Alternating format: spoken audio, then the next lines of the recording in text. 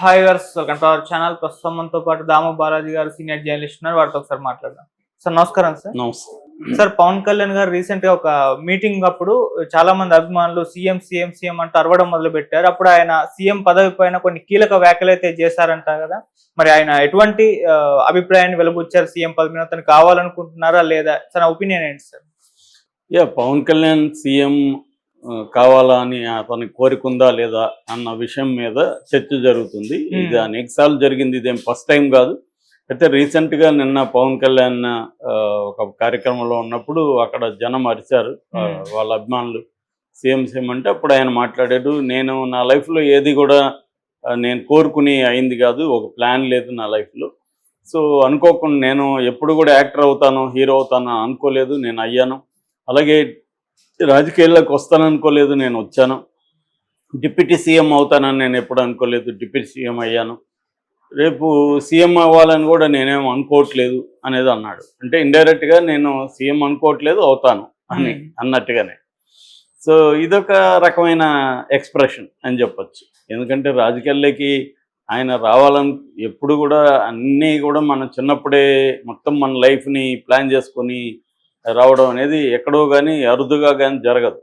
రకరకాలుగా వస్తారు మనుషులు. అలాగే ఈయనకి చిన్నప్పటి నుంచి వాళ్ళ అన్న ఉండడం, ఇంకొక అన్న సినిమాల్లో ఉండడం, దీనివల్ల అతను కూడా ఈజీ అయింది. ఇప్పుడు వాళ్ళు 12 మంది హీరోలు ఉన్నారు వాళ్ళ మొత్తం ఫ్యామిలీలో. వాళ్ళందరూ ఏమన్నా చిన్నప్పుడు అనుకున్నారు? ఎందుకంటే వాళ్ళ ఫ్యామిలీలో చిరంజీవి హీరో కాకపోతే వీళ్ళెవరు కూడా హీరో అయ్యింటారో లేదు తెలియదు. పవన్ కళ్యాణ్ కూడా హీరో అయ్యిండే అవకాశాలు అయితే దాదాపు లేవు వాళ్ళ అన్న కాకపోయింటే. ఎందుకంటే ఆయన ఒక దారి వేశాడు, దాని వల్ల వీళ్ళందరూ అవ్వగలిగారు. అయితే ఇది కూడా మళ్ళీ చర్చ ఉంది. అంటే ఒక ఫ్యామిలీలో ఒక హీరో అయితే వాళ్ళే హీరోలు అవుతారు, మిగతా ఎవరంటే మన సమాజంలో అదే ఉంటుంది. హీరోనే కదా, లాయర్ కొడుకులు లాయర్లు అయిన వాళ్ళు బోల్డ్ మంది ఉంటారు, ఐఏఎస్ ఆఫీసర్లు కొడుకులు ఐఏఎస్లు. ఎందుకంటే వాళ్ళకి ఆ ఫీల్డ్లో పట్టుంటుంది. వీళ్ళని చిన్నప్పటి నుంచి ఎట్లా గ్రూమ్ చేయాలి, దీనికి కావాల్సిన ఏంటి, ఇవన్నీ ఉంటాయి. లాయర్ ఉంటాడు, ఆయనకి క్లయింట్స్ బేస్ ఉంటుంది, తర్వాత బ్రహ్మాండమైన లైబ్రరీ ఉంటుంది, ఒక నాలెడ్జ్ సిస్టమ్ ఉంటుంది, పరిచయాలు ఉంటాయి. దాని అన్నింటినీ కొడుకో కూతురుకో ఇవ్వడం అనేది ఈజీ అవుతుంది. తను ఇంకే అట్లాగే ఒక డాక్టర్ మళ్ళీ డాక్టర్ పిల్లల్ని డాక్టర్లు చదివించడం, ఇవన్నీ జరుగుతాయి. అయితే అవి మాత్రమే సరిపోదు.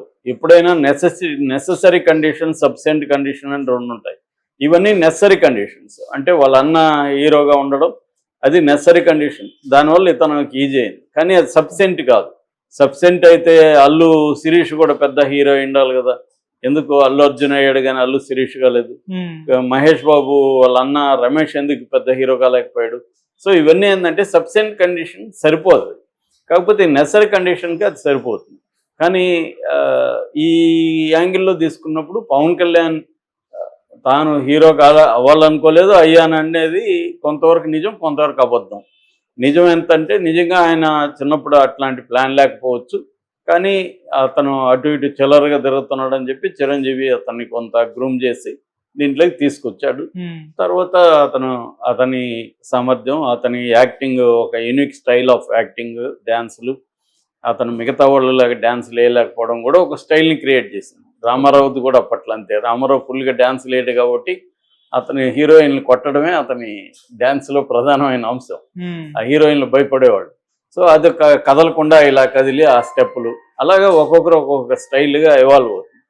అలాగా పవన్ కళ్యాణ్కి ఇదైంది, అతనికి అభిమానులు ఏర్పడ్డారు, అంతే. తర్వాత రాజకీయాల్లో కూడా మళ్ళీ వాళ్ళ అన్న రాజకీయ పార్టీ పెట్టడం, దానివల్ల ఇతను రావడం, లేకపోతే ఇతను రాజకీయ పార్టీ పెట్టేవాడు కాకపోవచ్చు, వచ్చేవాడు కాకపోవచ్చు.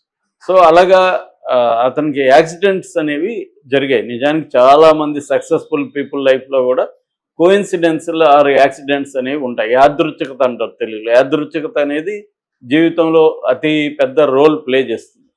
అలాగే తనకి చేసింది. అంతవరకు పవన్ కళ్యాణ్ కరెక్టే. అయితే అతనికి గోల్ లేకుండా పార్టీ పెట్టాడు కదా. పార్టీ ఎవరు పెట్టినా కూడా పొలిటికల్ పార్టీ తాను సీఎం అవ్వాలని, రాష్ట్రంలో తన పరిపాలన రావాలనే పార్టీ పెడతారు. అంతేగాని పార్టీ పెట్టి గల్లీ వరకే పనిచేద్దాం మనం, లేకపోతే ఈ కాలనీ వరకు పనిచేద్దాం అని ఎవడు అనుకోడు కదా. రాష్ట్ర పార్టీ పెట్టాడంటే రాష్ట్రంలో సీఎం అవుదామని అనుకుంటారు.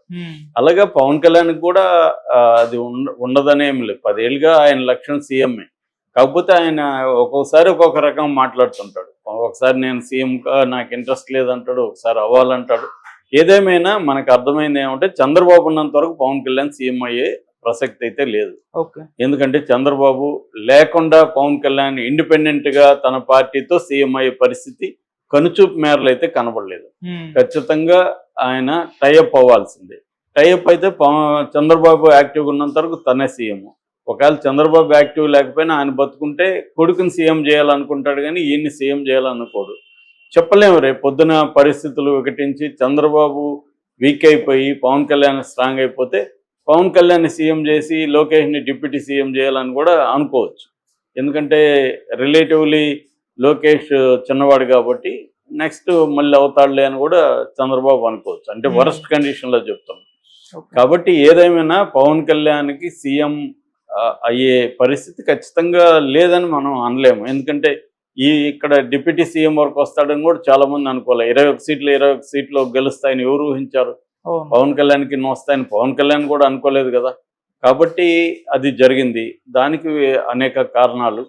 సో ఏదేమైనా పవన్ కళ్యాణ్ డిప్యూటీ సీఎం అయితే అవ్వగలిగాడు కాబట్టి ఎప్పుడు మినిస్టర్ కూడా కాకుండా ఎమ్మెల్యేగా కూడా కాకుండా ఒకేసారి ఎమ్మెల్యే ప్లస్ డిప్యూటీ సీఎం అయిపోయాడు. 5 శాఖల్ని ఆయనకి ఇచ్చారు. కాబట్టి ఖచ్చితంగా ఛాన్స్ ఉంది రేపు పొద్దున. ఎందుకంటే రేపు బీజేపీ కూడా ఏం ఆలోచిస్తుందంటే పవన్ కళ్యాణ్ని తన తరపున సీఎం క్యాండిడేట్గా అనౌన్స్ చేసి ఈ కాంబినేషన్లో వెళ్దాం అనేది బీజేపీకి కూడా ఉంది. బీజేపీ ఇండిపెండెంట్గా ఆంధ్రప్రదేశ్లో ఇప్పుడిప్పుడే సమీప భవిష్యత్తులో ఎదిగే పరిస్థితి లేదు. పవన్ కళ్యాణ్ కాంబినేషన్తోనే వెళ్ళాలి.